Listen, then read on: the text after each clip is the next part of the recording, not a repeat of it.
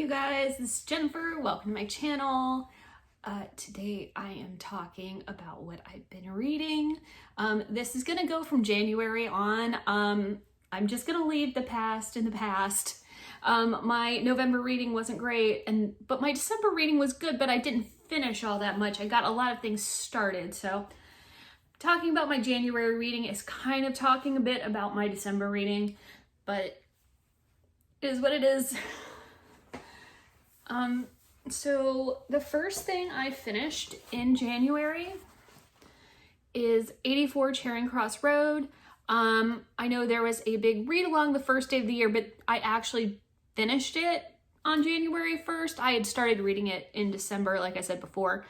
I gave this 4 stars. It was really nice and I liked it, and the end kind of made me cry a little. But in general, like, it was really good, but it didn't sweep me away the way it does others. But I thought it was still really good.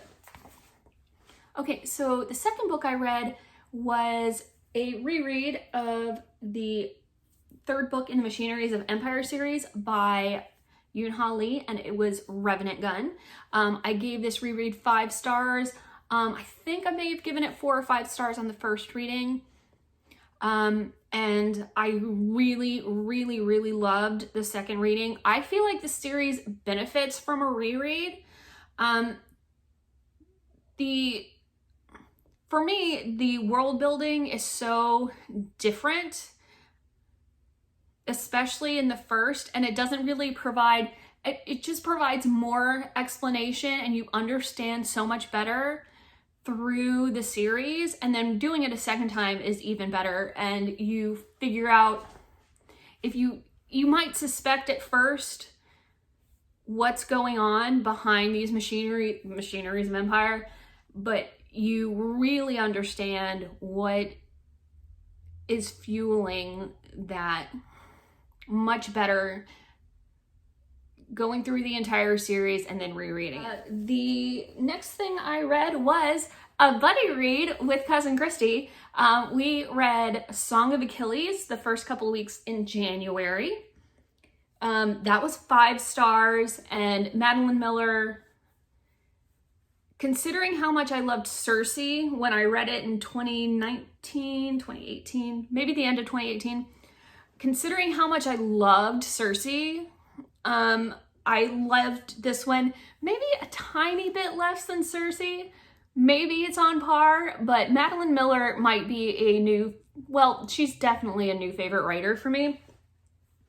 I am going to reread Circe this year, and I'm going to do it. This ended up being the start of a little project for me, and I'll get to that a little bit more later when I get into what I'm currently reading. But the next thing I finished was this. I finished a book of essays by the Trappist American monk Thomas Merton. No Man is an Island. This took several months for me to get through. It just took a while, and some of the chapters are kind of long, and some of them talk about vocations of being a monk, which doesn't really, it doesn't really apply to me. So sometimes, like, my interest in the subject matter wavered a little bit, but I still thought the writing was good, and I highlighted a lot in my Kindle version. And I ended up giving this 4 stars. Let's see. And then the next thing I listened to was an audiobook. It's The Pleasure of Finding Things Out, the best short works of Richard Feynman. For all my physics reading, I've never read anything by Richard Feynman. This one I did not rate because there were a couple of things in this collection, like a tour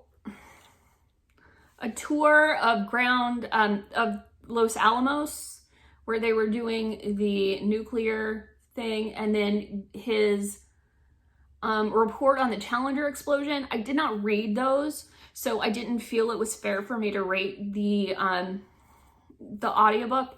But I did quite enjoy this, and there were parts, especially when he was talking about the place of science and society, that I thought was really good. So I enjoyed that. And then next up, I did my annual reread of Fluke by Christopher Moore. So it involves these whale scientists, cetacean biologists, Nathan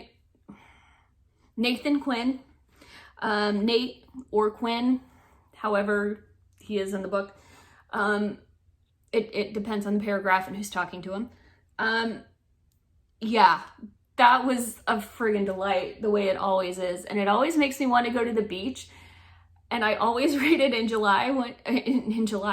January when I can't go to the beach. But it always makes me feel very tropical. And I love that. So yeah, I completed that. Technically, I feel like this should really be a 5-star book since I reread it every year. And this is like the fourth, maybe the 5th year in a row that I've read it in January. I don't know. If I'm looking at it objectively, I'd give it a 4, but it kind of really ought to be a 5 since I reread it so much. And then the very last book I just finished like this weekend is Soul Kitchen by Poppy Z. Bright. This is the continuation of a rereading project I began last year. You'll probably see a review of this at some point once I've finished that series. In October, I took a break from rereading this series, and then I was reading my favorite horror from Poppy Z. Bright instead in October. And I might discuss that at a later date as well, because I have some thoughts and I read it. Yeah, and my companion reading was interesting enough that I think it merits some discussion, so you'll be seeing that later. And yes, that was the last book I finished. Now I gotta tell you about the gajillion things I've been reading lately. Okay, so now I'm gonna talk about what I am actually reading right now. I'm kind of annoyed with myself because I keep picking up new books and I'm not finishing anything. Well, I'm not in a place where I can really finish anything. I'm in between like 18 and like 40% of like every book, and I'm like, when am I gonna get the time to finish something? I picked up from the library Cleopatra: A Life by Stacy Schiff. They only had that as an audiobook, so that's how I'm listening to it. I'm in the 4th chapter. She is having Julius Caesar's baby, and that is where I'm at. The writing is exquisite, and I think Stacy Schiff is doing a really good job of like painting a good picture. That said, it's becoming quite clear that you have to paint a good like picture of like how it might be, because there's really not enough actual sources for me to feel like I'm really knowing what's going on. But that said, it's a pretty fun and beautiful read right now. And we'll see how it goes. I'm only about 35% done. Let's see. I am reading another set of essays. This time it's my very first Wendell-Berry essay collection. It's The Art of the Commonplace. It's his agrarian essays. That I am reading a lot. Like, I'm really enjoying this, and I'm really glad I've started on Wendell-Berry. I have another book of essays by him that I might try to get to later in the year.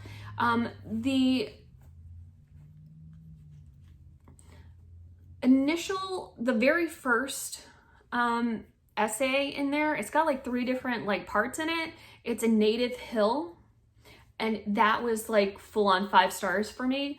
I'm finding the rest of the essays a little bit more hit and miss. I'm finding his writing to be readable and not overly complex, the way I felt when I tried to read Emerson. Not that they're the same, but I'm getting the feeling from Wendell-Berry that I kind of wanted to get from Emerson, but I don't know that I've given Emerson a full-on shot yet, but if I do, it won't be until later in the year, and I'm really enjoying Wendell-Berry. All right.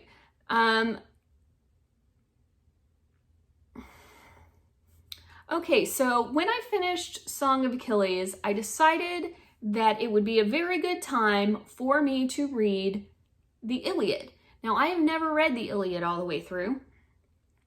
I knew the story pretty well, but we never went into the Iliad as much as we did the Odyssey when I was in school.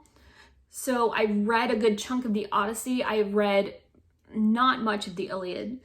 So I have the Carolyn Alexander version. I am liking this really well. I'm noticing something about me. I do not like reading the introductions of things. And I know there's been some discussion, especially when it comes to classic fiction, about like them spoiling things. The issue with me is not spoiling things. The issue is it takes forever. Like, these are like really verbose introductions, and it kind of like drags me down with the reading. So I'm going to be more judicious about how I spend my time with introductions on these nonfiction things. In addition to reading the Iliad, I am listening to the great courses, the Homer's Iliad, which is a series of lectures by Professor Elizabeth Vandiver, regarding the Iliad. So that's another thing on top of that. When I mentioned before, the Madeline Miller project, I'm pretty sure I'm going to be doing is I'm going to, like, I've read Song of Achilles, I'm reading the Iliad, and then in the second half of the year, I'm going to reread Circe and then read the Odyssey all the way through. Because as much as I've read of the Odyssey, I do not believe I've ever read it all the way through. And so I think that would be a good idea. And we'll see if I actually follow through on it. So the other thing I am currently reading is The Belly of Paris by Émile Zola. And this involves Florent, who is back in Paris after being on Devil's Island off the coast of French Guiana for 10 years. And he's seeing all the ways that it's changed. And he is coming from a place where he was hungry all the time and he was miserable to Les Halles, which is a food market, and where he can see all of the richness of this Parisian middle and upper class. And so it's very much about that dichotomy and his trying to reinsert himself into Paris society after being away and on a penal colony for a decade. So I'm finding this really fun. It is again, the introduction by Mark Kurlansky. He knows a lot about food, but I still felt like the intro kind of bogged this down a little. And this is part 3 of Les Rougens Macquart. It is a 20-book series of novels by Zola regarding this one family. I have not read any of the other ones. I have no intention whatsoever of reading all 20 unless I am really taken with this one. But I do feel like I'm going to read more Zola because I really like his writing, and he's just doing a good job, and I like it. Okay, so the last time you saw me, I had done the BookTube spin, and Rick McDonnell has done his spinning, and we got number 15. So that means my books I am reading next are The Lesser Bohemians by Emer McBride, which I am going to try to read in February. And then in March, during March of the Mammoths, I will be reading A Month in Siena by Hisham Matar, because that is only like 130 pages, and I feel like it would complement my Mammoth reading really well. So that is how I am going to work those into my reading. So that is it. Thank you guys so much for watching. Let me know if you've read any of the books I mentioned in this video, or you can just let me know what you're reading. I'd love to hear about it. And a special thank you to Cousin Christy for reading Song of Achilles with me. I had a really good time, and it was actually my first buddy read, so that was fun. Yeah, thank you guys so much for watching. Bye.